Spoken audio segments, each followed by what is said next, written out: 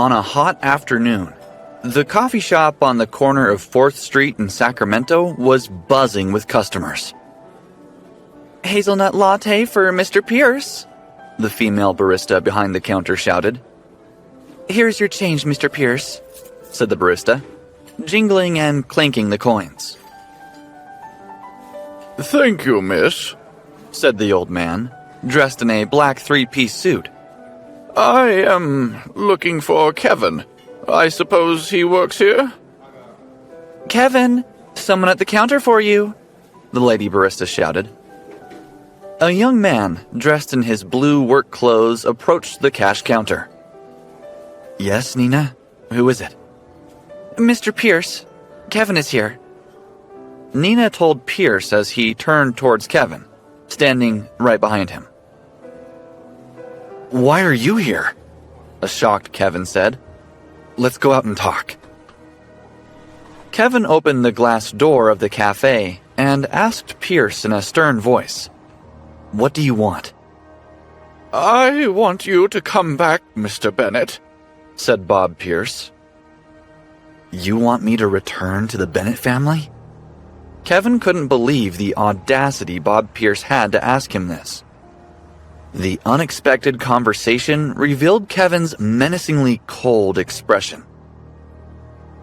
"Yes, the old man clearly stated that the assets worth $300 million of the Bennett family will all be placed under your control, as long as you return to the family." Bob spoke with the utmost respect towards Kevin Bennett. $300 million? Kevin burst into a peal of self-deprecating laughter, before heaving a sigh.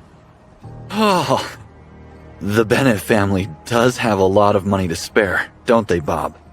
Seeming to have noticed the ridicule in Kevin's words, the old Bob Pierce asked helplessly, "Young man, could you possibly still be brooding over the incident that took place 3 years ago?" Taking Kevin's silence as an affirmation, Bob forced out a bitter smile and continued. "Kevin, the old man may have indeed been in the wrong during the incident 3 years ago.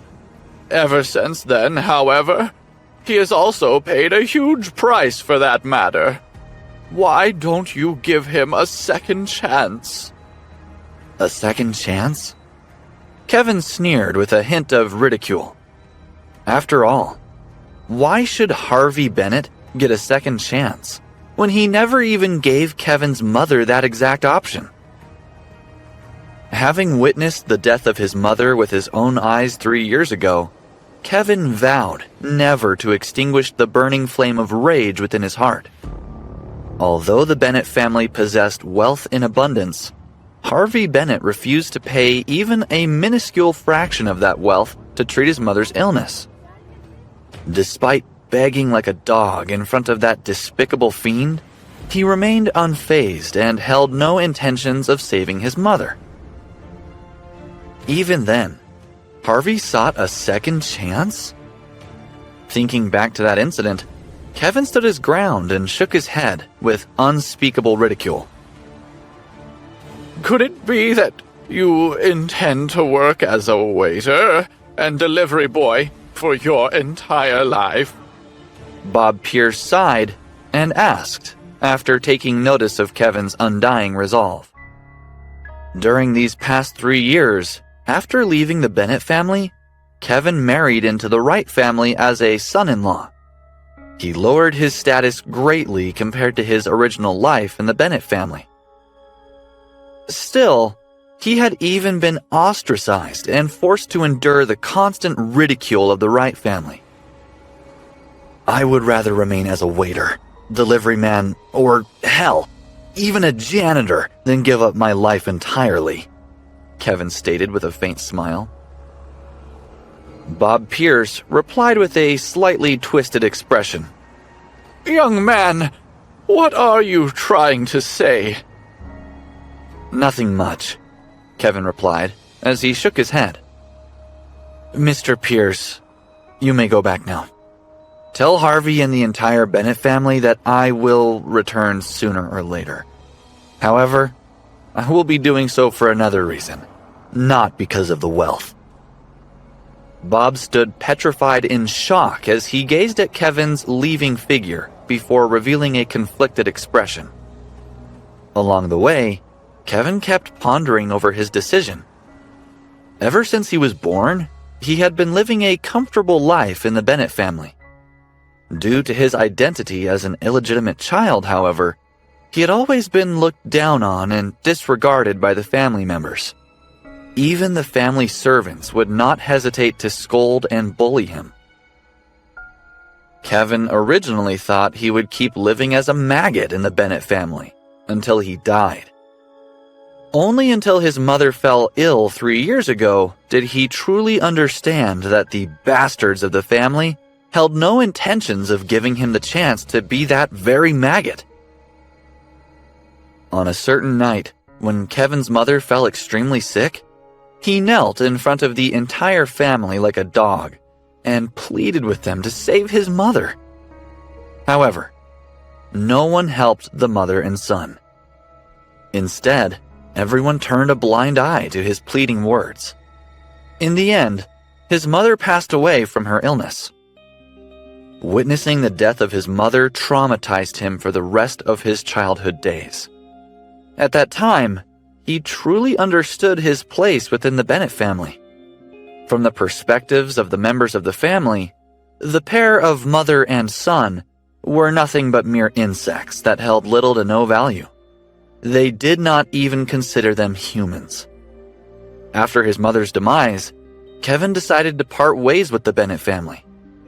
On that day, Kevin swore that he would return to the same family one day and use absolute power to make every Bennett kneel in front of the mother's grave to repent.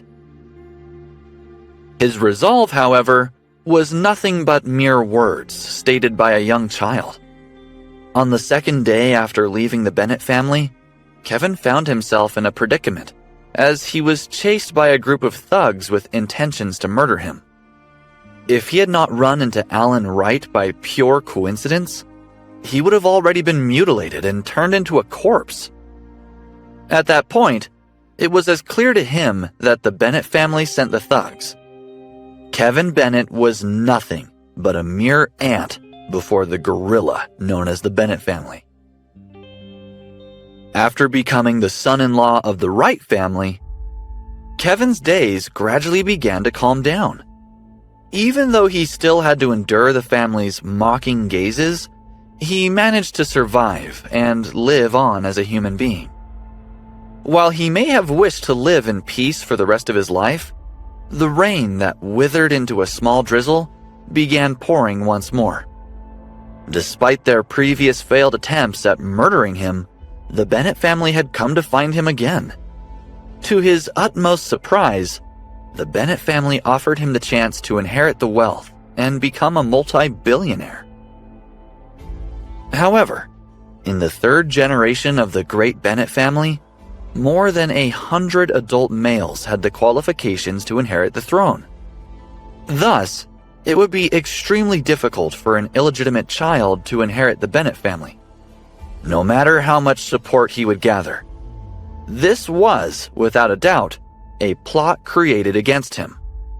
After all, how could someone as despised as him in the past suddenly be worthy of inheriting billions? As the saying goes, an opportunity that sounds too good to be true would most likely be too good to be true. Kevin? Just as Kevin was deep in thought, a beautiful woman wearing a white dress suddenly called out his name from a distance. In addition to her delicate features, she also possessed a tall yet slim figure. While her body lingered with a graceful temperament, she stood in the limelight amid the bustling city, looking breathtaking. That woman was Kevin's wife, Claire Wright. Claire, what's wrong? After meeting up with Claire, a gentle smile appeared on Kevin's face. No matter what he had gone through, his mood would, without a doubt, improve, as long as Claire existed in his presence. In contrast to his bright smile, Claire revealed a rather cold expression. She only glanced at Kevin before turning around and saying indifferently, "Follow me to my aunt's house. It's Thanksgiving." "Thanksgiving?" Kevin uttered with his mouth wide open. He recalls that Claire had notified him yesterday about the Thanksgiving ceremony. During that ceremony, it was a tradition for everyone in the Wright family to come together. However, Kevin lowered his head and looked at his yellow clothes. He could not help but feel awkward as he had just finished delivering the takeout. Since his schedule was interrupted by the sudden visit of Bob Pierce, he did not have the time to change his clothes. Since Thanksgiving was an important event for the family, he naturally could not participate in such shabby clothes. "Claire, can you wait for me while I go home to change?" Kevin said in embarrassment. Claire replied with a displeased expression. "Why didn't you change beforehand? Didn't I already tell you about the Thanksgiving gathering yesterday?" "I forgot," Kevin muttered softly, as he lowered his head like a child who made a mistake. "Forget it. There's no need to change. No one will be paying attention to you anyways. We'll just have to go straight to my aunt's house. Grandpa and the others are already waiting," Claire said impatiently. The longer she talked with Kevin, the more apparent the dissatisfaction in her words grew. After all, how could Kevin forget about such an important matter? "Fine." Kevin wanted to say something, but since Claire had already turned around and left, he had no other choice but to follow her. The Wright family was indeed a widely known family in the region. After all, one of their ancestors, Thomas Wright, once held the position of chief advisor to the leader of the Native American tribe. Ever since he founded the Wright family, he had lived through more than 2,000 seasons of spring and autumn. Even though the Wright family had declined significantly in recent years, and was no longer as grand as it once was during its former days, no one dared to look down on them. Thanksgiving always remained a time for the Wright family to gather together. When they finally arrived at Claire's aunt's house, Kevin noticed that several people had already been waiting inside. Claire took a deep breath and walked towards the main gate. Kevin followed behind, but he was suddenly obstructed by a big hand when he was just about to enter. "Stop right there. Kevin, what are you going in for?" A young man suddenly shouted. That young man was one of Claire's cousins, Jack Wright. At that moment, he had his arms arrogantly crossed in front of his chest. His sinister intention was written all over his face. "Am I not going to be a part of family celebrations?" Kevin said as he looked at Jack in confusion. Everyone in the Wright family was required to attend the feast. Since he married into the Wright family, he would naturally be considered a part of it. "Family?" Jack sneered. "Which family are you even talking about? The ones inside are Wrights. What does that have to do with you?" His mocking words indicated how he saw Kevin as a mere outsider, an unwanted attendee at the Thanksgiving dinner. "Jack, what are you trying to say?" Claire questioned with a cold expression. Jack shifted his gaze towards Claire and said cunningly, "Nothing much. I was only telling him how outsiders and dogs are not allowed to enter the Wright family gathering." If the things he said before were nothing but a mere taunt, these words were certainly his attempt at humiliating Kevin Bennett. Despite his ridicule, Kevin, having suffered much greater humiliation than this before, remained unfazed. On the other hand, Claire fumed with rising anger. After all, Kevin was her husband. Kevin is my husband. What right do you have to say that he is an outsider? Your husband? Jack laughed heartily, as if he had heard some huge joke. Claire, are you treating this trash as your husband? Oh, you've been married for 3 years, yet you haven't slept with him even once. They had yet to sleep with one another despite being married for 3 years? Hearing those words, many members of the Wright family revealed mocking grins on their faces. At that moment, their gazes filled with ridicule shot toward Kevin like sharp daggers.